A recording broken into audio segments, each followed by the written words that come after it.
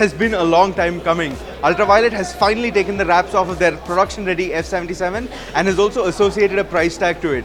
Rupees 3.8 lakhs is what you're going to have to shell out for the base variant, which is called the Ultraviolette F77 Original, and rupees 4.55 lakhs is what you're going to have to shell out for the top-end variant, which is the Recon. Now, the Recon is essentially the top-end variant, that is until the limited edition bike sells out.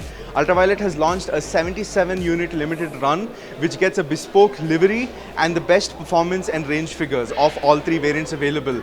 But today, we're going to be talking about this variant, which is the Recon variant that we have right here. Now, in terms of design, Ultraviolette has stayed very true to the jet fighter concept design that they promised, and it is also very similar to the unit that we tested in 2019.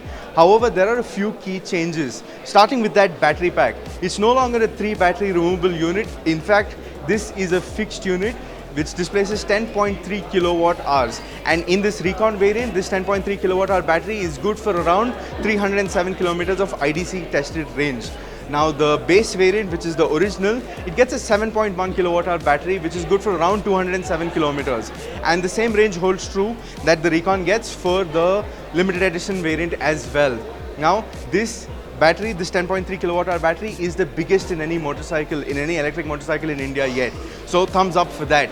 In terms of performance, this is powered by a 29 kilowatt motor, which is roughly 38-39 bhp, and that is again the most powerful electric motorcycle in the country right now. The base original variant gets a 27 kilowatt hour capacity, whereas the edition that is limited to 77 units gets the full 30.2 kilowatt capacity from that motor. In terms of chassis, you have a steel trellis chassis, upside down forks up front, 41 mm in diameter, and a monoshock at the rear. Now, the base version gets preload adjustability only in the monoshock, but the limited edition and this Recon edition, it gets preload adjustability at the front as well.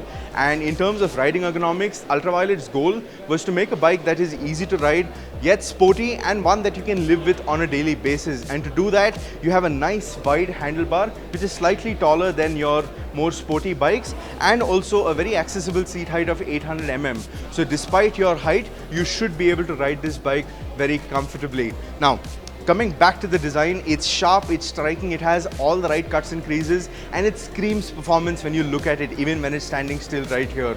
Now, there will be 3 variants available. This one here, as you can see behind, is called Shadow, and it's a darker grey variant. Then you have Airstrike, which is a slightly lighter grey variant, and finally Laser, which is a red color variant. In terms of charging, Ultraviolette offers a standard charging solution which you can connect to a 15 amp power socket, and you also have something called the boost charge, which is essentially a fast charger.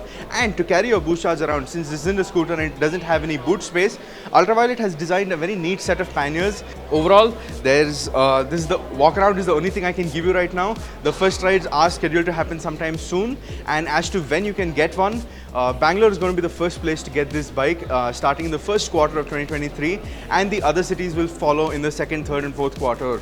Now, this is a global product, and Ultraviolette does have plans to launch them in international countries as well, like the North America, South America and Europe primarily. The dates for those will be announced a little later. But for now, that is the Ultraviolette Recon, and you've been watching Evo India. Thanks for watching.